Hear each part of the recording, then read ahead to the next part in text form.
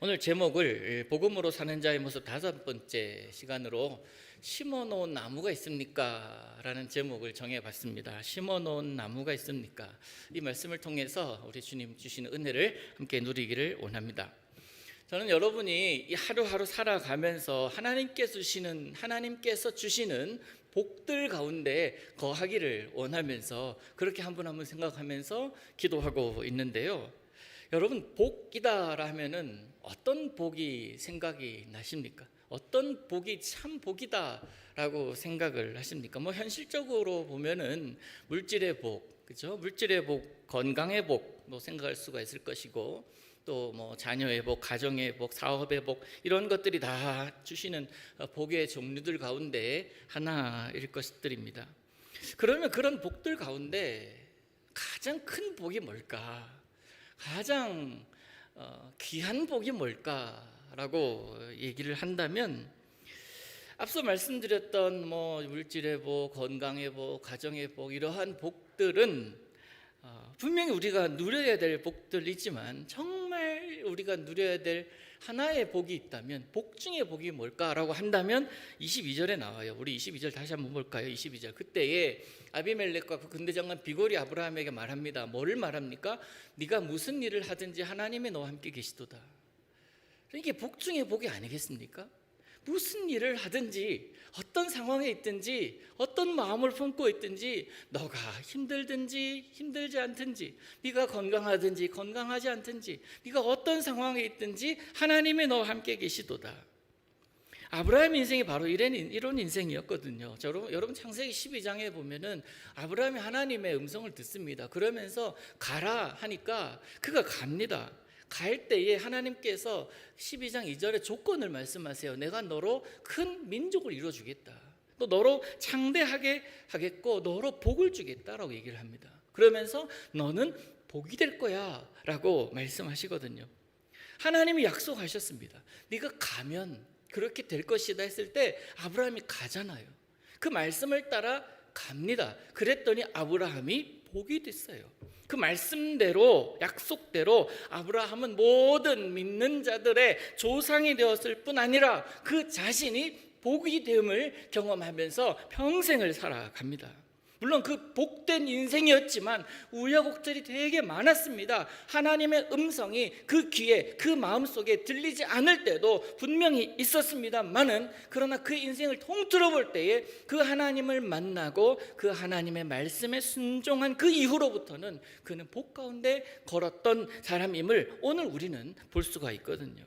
오늘 본문의 말씀도 그 약속이 이루어지는 현장 가운데 하나예요. 우리가 먼저 살펴야 할 것은 바로 그 복인 아브라함을 찾아온 누구? 아비멜렉. 그 아비멜렉을 좀 알아봐야 되는데, 이 당시 아비멜렉은요 아브라함보다 더 힘이 있던 자였습니다. 더 권위가 있던 자였습니다. 강대국의 어쩌면 왕이었어요. 우리의 상식으로는 큰 사람이 작은 사람을 찾아 인사하러 가는 것이 먼저가 아니라 작은 자가 큰 자를 먼저 알려하는 것이, 그게 상식입니다. 아브라함이 이 아비멜렉이 통치하는 그 땅에 자신의 가문이 들어왔단 말이에요. 그 땅에서 살기 시작했을 때에 그 소식을 듣고 아비멜렉이 아브라함을 찾아온 것이 오늘 본문의 배경입니다. 그것도 군대 장관까지 대동하고 찾아와서 무슨 얘기를 합니까? 조약 체결을 하자라고 이야기를 해요. 무엇 때문에 자기 지역에 찾아온 한 이민자, 한 이방인을 찾아가서 그에게 조약을 맺자고, 서로 침략하지 말자, 서로 어렵게 하지 말자 하는 그런 조약을 체결하러 갔겠습니까? 아브라함 인격이 훌륭하거나 아브라함이 가진 것이 많거나 아브라함의 힘이 더 세거나 그런 것이 아니다라고 성경은 증명합니다. 그것은 아비멜렉에서 말한 것, 우리가 들었듯이 조금 전에 읽은 붉은 글씨를 기억했잖아요. 아브라함이 무엇을 하든지 하나님이 그와 함께 하심을 보았기 때문에. 아비멜렉은 이방인이에요. 아비멜렉은 하나님의 존재를 신뢰하지 않고 믿지 않는 존재이지만, 그런데 아브라함을 바라보니까, 그의 삶을 보니까 이거는 그가 하는 일이 아니라 그가 믿는 하나님이 해주시는 것을 계속 본 거예요. 지금까지 들었고 그것을 경험하고 있었는데 그 아브라함과 그의 가문이 그 땅에, 자기 땅에 들어와서 살겠다라고 하니 이 아비멜렉이 불안한 거예요. 그래서 이 아브라함을 찾아온 것이 오늘 배경이라는 겁니다. 사랑하는 여러분, 복음으로 사는 자의 모습이 이것이에요.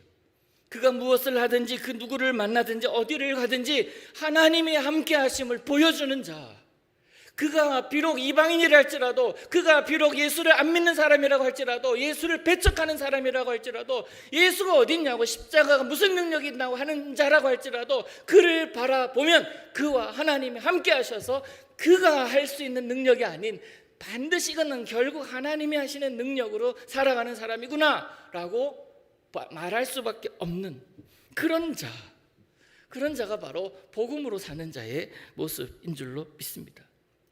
여러분, 그런 자 되시기를 진심으로 축복합니다. 하나님의 사람은요, 하나님의 능력으로 살아갑니다. 그런데 사실 그 능력을 굳이 다른 사람에게 보이려고 하지를 않아요. 그저 그냥 살아가는 삶이 능력인 거예요. 하나님과 더불어 살아가기 때문에, 하나님이 그와 함께 하시기 때문에 그 하나님을 일부러 드러내는 것이 아니라 내가 하나님과 동행했더니 그 동행하시는 하나님의 능력을 주변에서 보는 겁니다. 이 얼마나 멋있고 귀한 모습입니까?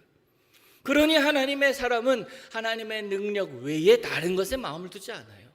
다른 것에 내 체력이나 내 모든 힘을 쏟지 않습니다. 하나님의 능력 외에 다른 술수를 동원하지 않아요. 인간관계에 의존하지 않습니다. 비록 그렇게 사는 것이 고되다 할지라도 결국 하나님의 사람은 하나님의 방법대로 살아가요.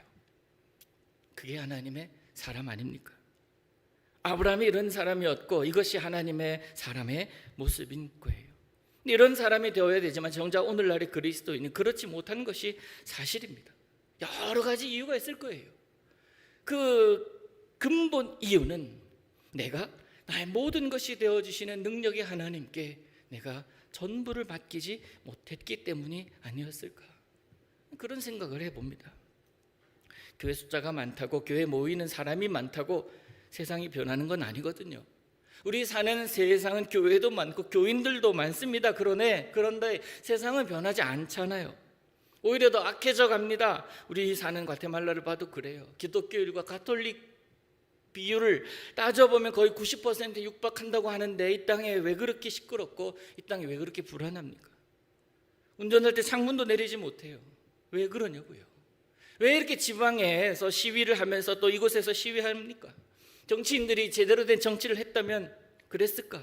판사가 구분 판결을 하지 않았다면 어땠을까? 치우친 판결, 힘에 의한 논리, 계산된 행동들이 바로 이것 때문이 아니었을까 하는 생각을, 짧은 생각이지만 해봅니다. 세상이 변할 수 있는 때는 명확합니다. 그런 반면에 오늘 세상이 확실하게 바뀔 수 있는 그런 비결은 명확합니다. 오늘 우리가 읽었던 그 본문에 있어요. 하나님이 계심을 보이는 거예요. 그거 보이는, 여러분 그렇게 보이십시오. 여러분 삶에서 그렇게 나타내 보이십시오. 내가 예수 믿는 것을 드러내서 보이는 경우가 지난 한 주간 동안에 얼마나 있었습니까? 아, 저 사람 예수 믿는 사람이기 때문에 저렇게 행동하는구나 라고 생각하게 만드는 그러한 시간들이 여러분 얼마나 있었습니까? 그저 나는 예수 믿는 사람이야 라고 내 신념으로 살아가는 것은 아니었어요. 과연 다른 사람이, 예수 안 믿는 사람이 하나님이 너와 함께 계시네, 너 정말 예수 믿는 사람이네 라고 하는 그러한 말하게끔 한 적이 여러분 몇 번이나 있었습니까? 우리는 예수 믿는 우리예요. 그래서 우리 능력이 아닌 예수님의 능력으로 살아가야 예수님이 활동하시고 일하실 수가 있는 거예요. 우리가 우리 능력이 아닌 하나님의 능력으로 살아갈 때에, 즉 일을 이루시는, 나를 통해서 역사하시는 그 성령 하나님을 제한하지 않을 때 세상은 변할 줄로 믿습니다. 아비멜렉은 그 능력을 보았기에 자기 영역에 들어온 아브라함과 동맹 맺지 않고는 불안해서 살 수가 없는 거예요. 그래서 아브라함과 관계 맺으려고 아비멜렉이 아브라함에게 다가갑니다. 어쩌면 별 볼 일 없는 유목민 중에 하나인데 그는 장군을 대동하고 가서 자신과 동맹 맺자고 이렇게 제안했던 거예요. 그 다음 이야기가 어떻게 됩니까? 24절에서 25절 보시면 아브라함이 그렇게 하겠다라고 맹세합니다. 그러면서 아비멜렉의 종들이 아브라함의 우물을 빼앗은 일에 관해서 끄집어내면서 아브라함이 아비멜렉을 책망해요. 세상에, 한 나라의 왕한테 이 유목민 이방인이 와가지고 왕 당신이 말이야 라고 이야기를 하고 있는 거예요. 책망하고 있는 거예요. 말도 안 되는 일들이 지금 일어나고 있는 거예요. 놀랍지 않습니까? 이게 당연한 겁니까? 네, 당연해요. 복음으로 살아간다면, 내가 예수 믿는 사람으로 확실하게 세상 가운데 나타나고 있고 드러내고 있다면 이건 당연한 일이에요. 우리와 동맹 맺지 않으면 쟤네들이 불안해서 견딜 수가 없는 거예요. 그게 바로 예수님의 사람의 모습이 아니겠습니까? 동맹 맺자, 화친하자 그러면서 웃으면서 이 아비멜렉이 아브라함에게 다가왔는데 아브라함이 그래 그렇게 하죠 뭐라고 하면서, 그런데 옛날에 자신이 경험했던 일을 꺼냅니다. 당신 종들이 내가 파놓은 우물을 빼앗았어. 당시의 우물은 자기들이 발견했다면 자기 재산이거든요. 근데 자기 재산을 강탈해 갔다는 사실에 대해서 언급하고 있는 겁니다. 분위기가 어떻게 됐을까요? 싸해진 거예요. 그러니까 아비멜렉이 어떤 반응을 보여? 난 모르는 일이라고 나중에 얘기를 하거든요. 아비멜렉 입장이 난처해집니다. 화평 맺자는 건의에 아브라함이 받아들였지만 뜬금없는 말을 꺼내는 거예요. 보통 같으면 아브라함은 이 아비멜렉의 이 화친 조건에 대해서, 그럼 너 예전에 있었던 것에 대해서 나한테 사과해. 그리고 그 우물 돌려주고 그 우물뿐만 아니라 네 것 좀 내놔. 그래 우리가 사니까 라고 하면 오히려 더 아비멜렉 입장에서는 그럼 해결될 수 있는 문제예요. 그런데 그 부분에 있어서 책망하고 있는 이 아브라함의 모습을 보면서 이 아비멜렉이 마음이 심쿵해진 거예요. 와, 이거 이 잘못하다가는 이 화평 깨질 수 있겠다, 적이 될 수도 있겠다라는 생각을 하지 않았겠습니까? 여러분, 내게 손해를 끼친 사람, 내 마음을 어렵게 한 사람, 내가 봐라, 가만히 두고 보자 라고 생각할 수 있잖아요. 우물 파는 게 쉬운 일입니까? 그렇지 않거든요. 그러다가 상황이 역전되지 않았습니까? 그러면 어때요? 아, 정말 주님 살아계시구나. 이렇게 참고 뺏기고 다 빼앗기다 보니까 결국 이곳에 와서 내가 드디어 하나님께서 나의 상황을 역전시키는구나 하면서, 이야, 하나님 만세, 정말 하나님 살아계신, 와우 브라보 하면서, 야, 아비멜렉을 내 앞에서 무릎 꿇을 수도 있을 것이고 치욕을 줄 수도 있지 않았겠습니까? 하나님께서 주신 복수의 기회라고 생각하면서 말이에요. 그런데 아브라함 그렇지 않았어요. 원수로 생각하지 않았습니다. 또 원수 갚을 기회라고도 생각하지 않습니다. 왜? 하나님 주신 마음이 있었고 하나님께서 그걸 원하지 않는다는 걸 알고 있기 때문에. 그러면서 결국 어떻게 합니까? 암양 새끼 7을 따로 구분하여서 그거 들으면서, 자, 이게 뭐냐라고 물어보니까 이거 맹세하자. 그래서 브엘세바가 나온 거거든요. 예수 잘 믿는 사람이라고 하면서도 믿지 않는 사람과 어울리지 않으려고 해요. 아니에요. 어울리십시오. 어울리세요. 또 세상 사람과 예수 믿는 사람 지나치게 구분하지 마십시오. 이 땅에 살아가는 똑같은 사람이에요. 여러분, 그런 구분은 저는 잘못이라고 생각을 해요. 아직은 우리도 세상 사람입니다.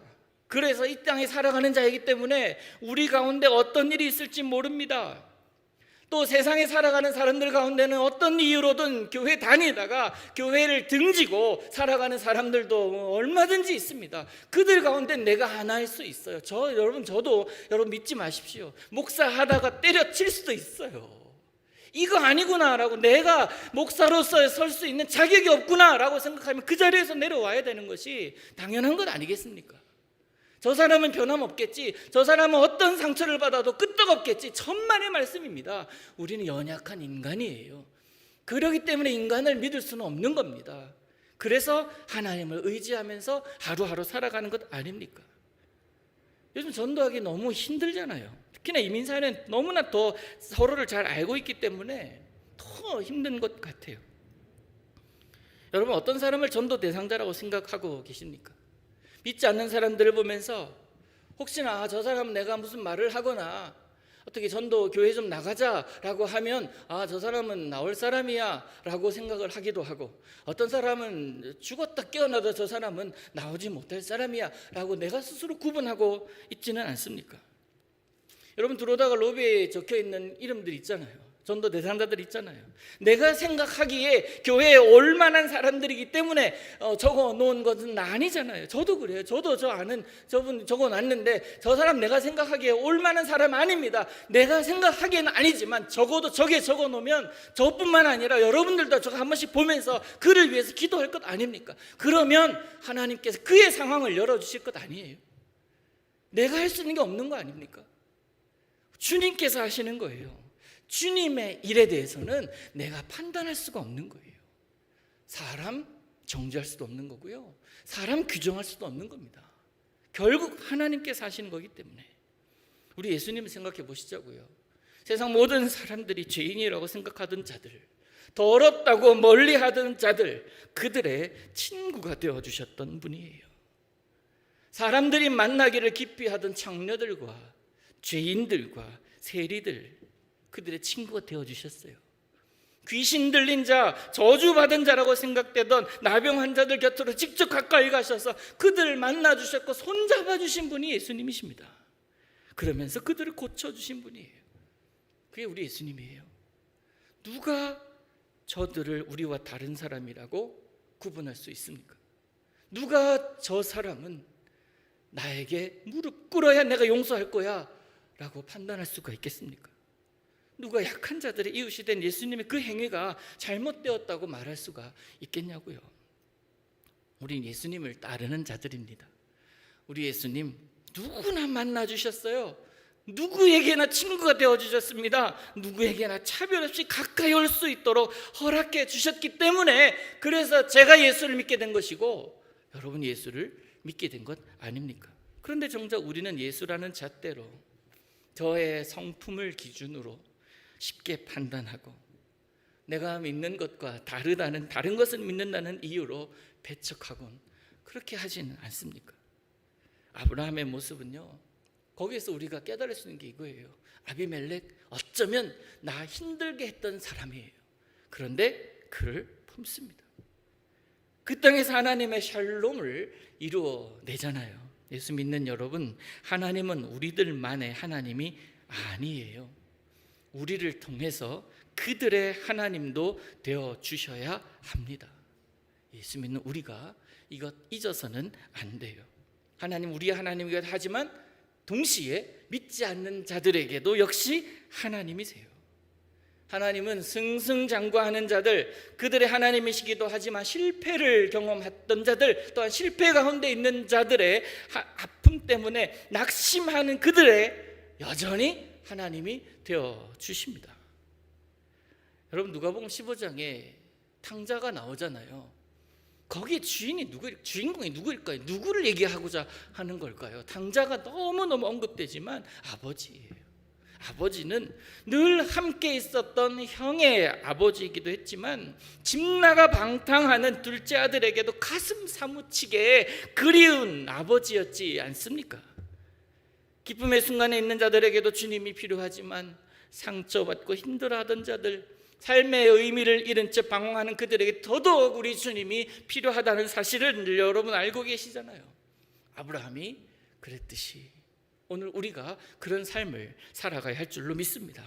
다시 본문으로 돌아가면요, 아브라함은 아비멜렉이 조약 맺고자 제안하자 이 이야기를 툭 던졌어요. 이 어색한 분위기를 어쩜 좋습니까? 당황한 아비멜렉이 아까 말씀드렸듯이 이렇게 얘기해요. 26절에 보니까 누가 그리 하는지 나는 몰라.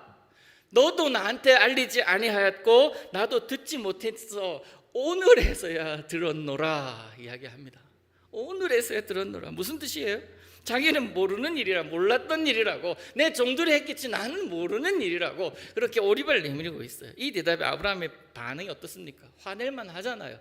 네가 시키지 않았으면 종들이 움직이냐고. 나도 내 종들을 누려보지만 이 종들은 내가 말하지 않으면 움직이지는 않아. 너도 마찬가지일 텐데 뭘 모르는 소리, 이런 얘기 하지 않아요. 신경 안 써요. 진짜 한번 따져봐 라고 또 이야기하지 않습니다. 정의 실현이 아니라 옳고 그름을 완전 확정을 하려고 하는, 그런 구분을 하려고 하는 것이 아니라 그냥 사랑 실현, 제 표현이에요. 정의 실현이 아니라 사랑 실현이 아브라함의 일처리 스타일이었던 거예요.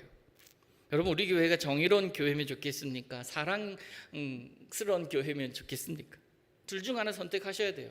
정의로운 교회이기를 원합니까? 사랑스러운 교회이기를 원합니까? 스라는 발음이 좀 나왔으면 좋겠어요. 사랑스러운, 사랑 많은 교회 되기를 원합니다. 여러분, 정의 잣대로 되면요, 저부터 죽어야 돼요. 근데 사랑하면 품을 수 있거든요. 그 사랑스러운 교회 되기 위한 전제 조건이 뭐겠습니까? 사랑으로 가득한 사람이 많아야 돼요. 그래야 사랑스러운 교회 되는 것 아니겠습니까? 어렵지 않아요. 정의로운 교회는 쉽습니다. 기준 딱 내놓고서 이 기준에 부합하지 않으면 다 틀린 거예요. 다른 게 아니라 틀리게 되고 맙니다. 그런데 사랑스러운 교회, 사랑 가득한 공동체는요, 틀린 게 아니라 뭐가 돼요? 다른 것이 돼요. 그러니까 용납이 되는 거예요. 가장 쉬워요. 실수해도 괜찮다 하면 돼요. 내가 무시당했다 라고 생각이 될 때 상처 안 받으면 돼요. 상처를 아무리 주더라도 그 받지 않으면 돼요. 나를 이렇게 열심히 하는 나를 알아봐 주지 않아도 괜찮아요, 주님이 아니까, 이러면 돼요. 그게 사랑 많은, 사랑스러운 공동체 아닙니까? 아브라함은 우물 사건도 있었고, 더구나 지금 이 아비멜렉이 자신을 찾아온 상황이기 때문에 그 뺏겼던 우물 돌려놓는 것이 정의로운 것이었어요. 그러면서 더 추가적으로 내가 거기에서부터 얻지 못했던 많은 물들과 많은 그 주변의 무슨 그런 이익들을 이때까지 하지 못했던 것까지 다 보상해 달라고 하면 그건 정의로운 모습이겠지만, 그러나 그는 우물 이야기하고 나서 오히려 양과 소를 취하면서 그에게 베푸는 모습을 보입니다. 28절부터 31절까지 아브라함이 7 암양 새끼를 따로 놓으니 아비멜렉이 아브라함에게 이르되, 이 7 암양 새끼를 따로 놓으면 어찌미뇨? 아브라함이 이르되 너는 내 손에서 이 암양 새끼 7을 받아 내가 이 우물 판 증거를 삼으라 하고 두 사람이 거기서 서로 맹세함으로 그것을 브엘세바라 하였더라. 이 암양 새끼 기억하라는 거예요. 이거 증거로 삼으라, 이거 내 거였다라는 증거를 삼으라는 겁니다. 증거를 확실히 해두고자 해요. 다시 다른 것들을 내놓으라는 이야기가 아닙니다. 이것 하나님께서 주신 것이기 때문에 네가 뺏어가서는 안 되는 거야. 내 것이다라는 것만 너 증거를 좀 삼아줘 라고 하는 거예요. 그래서 브엘세바, 맹세의 우물, 언약의 우물, 약속의 우물, 이런 뜻으로 세워진 거예요. 그 계약을 체결한 아비멜렉 왕은 자기 땅으로 돌아갑니다. 그리고 상황이 끝나요. 그러나 아브라함은요, 한 가지 일을 더 해요. 저 오늘 이 한 가지 일을 한 아브라함을 여러분에게 소개하고 싶어서, 지금까지 사실 앞에 거는 지금까지 했던 거는 서론이에요. 이제 서론 끝났습니다. 이제 본론으로 들어갈 거예요.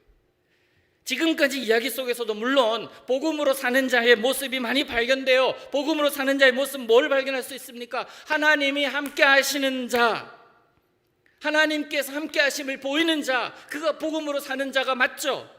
용납과 관용으로 사람을 대하는 모습도 복음으로 사는 자의 모습이라고 할 수 있을 것입니다. 어쩌면 상종하고 싶지 않은 사람, 나에게 내 힘을 빼고 나를 힘들게 했던 그런 자를 만나고 싶지 않아서 아비멜렉 왕이 왔다고 했을 때 쳐다보지도 않을 수 있는 그러한 아브라함일 수도 있었지만, 만남도 주저하지 않는, 원수조차도 그 나를 힘들게 했던 그조차도 만나주는 그러한 사람이 바로 복음으로 사는 자의 모습일 수도 있습니다. 여러분 그렇게 살아가십시오 라고 말씀을 그렇게 맺을 수도 있겠지만은, 오늘 복음으로 사는 자의 관점은 뭐냐면 마지막이에요.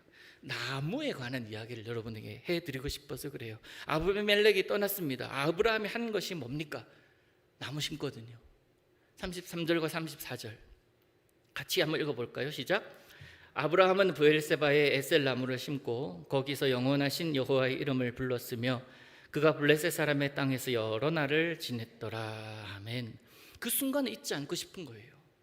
하나님께서 결국 내가 참고 참았더니 그 억울한 상황도 나로 하여금 말씀 때문에, 하나님의 언약 때문에 그저 하루하루 힘들게 살게 했더니, 그래서 내 감정대로, 내 힘대로, 내 뜻대로 하지 않고 하나님께서 원하시는 대로 그 길을 걸어갔더니 아비멜렉이 찾아왔고, 그것에 대해서 회복시켜 주신 그 하나님을 기억하면서 잊고 싶지 않은 거예요. 그래서 브엘세바가 만들어졌고, 그래서 또다시 아브라함은 하나님과의 관계 때문에 에셀나무를 심은 거예요.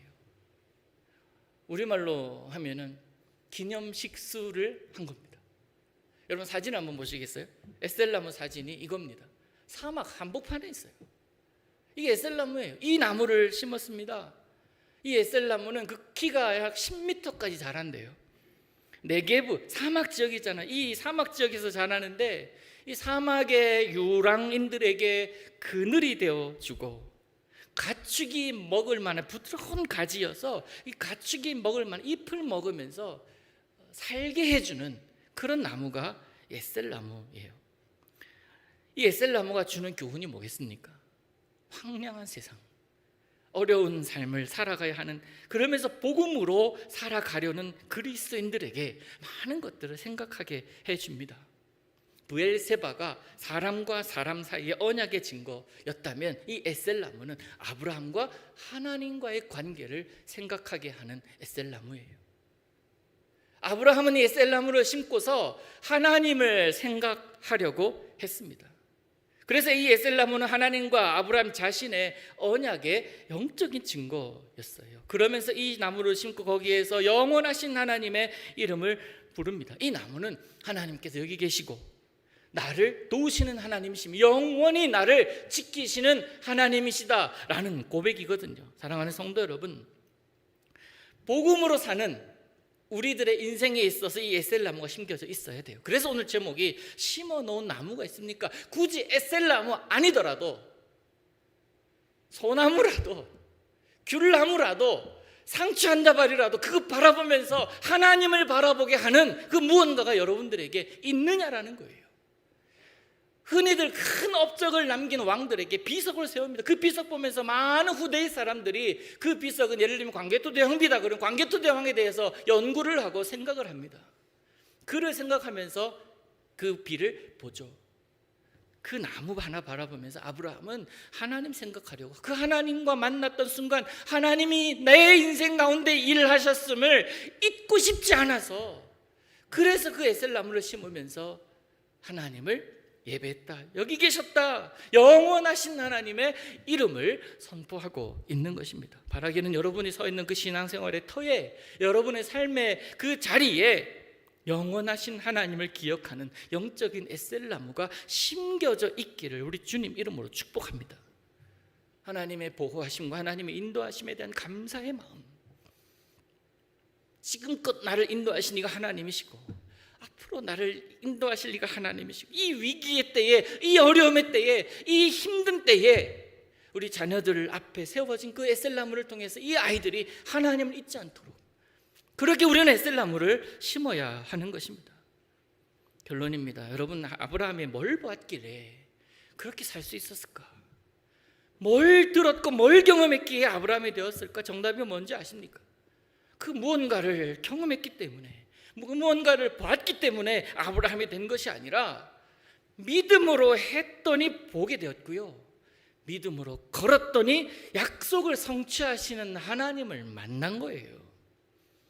보여주시면, 들려주시면 순종하겠다가 아니라 내 경험과 내 생각들이 나 하나님을 우선하겠다. 제가 자주 하는 말로요, 하나님보다 앞서지 맙시다, 기도보다 앞서지 맙시다, 말씀보다 앞서지 맙시다 하는 그 믿음을 현실화했기 때문에 이 아브라함은 뭐가 됐다고요? 복이 됐다고요. 여러분 다 복 되십시오. 우리가 이 복 다 모으면 뭐예요? 복 덩어리들이에요. 그렇게 살아가기를 원합니다. 내가 보는 것, 내가 듣는 것이 먼저가 아니에요. 하나님의 말씀에 순종하고 행함이 먼저입니다. 보았기에 믿는 자가 아니라 믿고 보는 자였고, 들었기에 가는 자가 아니라 가는 동안에 하나님의 인도하심을 경험하는 것, 이게 신앙생활이에요. 이게 믿음 생활입니다. 그래서 그 걸음을 걸어갔던 아브라함을 오늘날 우리가 뭐라고 합니까? 믿음의 조상, 믿음의 조상이다라고 하는 겁니다. 사랑하는 여러분, 아브라함에게 셀나무는 하나님을 생각나게 해주는 특별한 나무입니다. 여러분이 하나님을 만나는 그곳, 하나님 느껴지는 그곳, 하나님이 나와 함께 하심을 고백하게 되는 바로 그곳이 믿음의 에셀나무를 심어야 할 곳입니다. 그렇게 심겨진 에셀나무를 보면서 날마다 하나님을 기억하고 날마다 나를 인도하시는 하나님, 그래서 영원하신 하나님을 노래하는 저와 여러분 되실 수 있기를 우리 주님 이름으로 축복합니다.